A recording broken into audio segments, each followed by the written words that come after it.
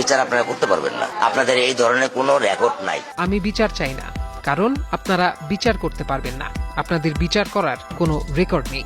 গণমাধ্যম কর্মীদের সামনে মেয়ে রামিসা আক্তারের হত্যার বিচারের আক্ষেপ নিয়ে এসব কথা বলছিলেন অসহায় বাবা আব্দুল হান্নান মোল্লা।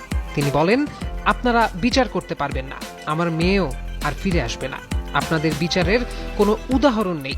এটা বড়জোর 15 দিন চলবে, আবার কোনো ঘটনা ঘটবে, এরপর এটা ধামাচাপা পড়ে যাবে। পুলিশ জানায়, মঙ্গলবার সকাল 10:30টার দিকে শিশু রামিসাকে স্কুলে পাঠানোর জন্য খুঁজতে গিয়ে তার মা পাশের ফ্ল্যাটের অর্থাৎ অভিযুক্তদের ঘরের দরজার সামনে তার স্যান্ডেল দেখতে পান।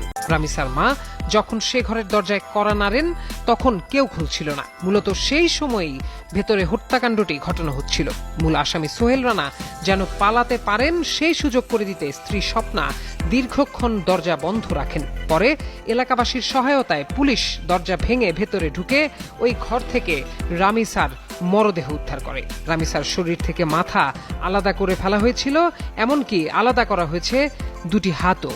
পুলিশের ধারণা, প্রতিবেশীর বিকৃত যৌন লালসার শিকার হয়েছিল শিশুটি। নির্যাতন বা রক্তক্ষরণের বিষয়টি জানাজানি হয়ে যাওয়ার ভয়েই তাকে শ্বাসরোধ করে হত্যা করা হয়। তবে ধর্ষণের বিষয়টি ময়না তদন্ত ও কেমিক্যাল রিপোর্টের পর পুরোপুরি নিশ্চিত হওয়া যাবে।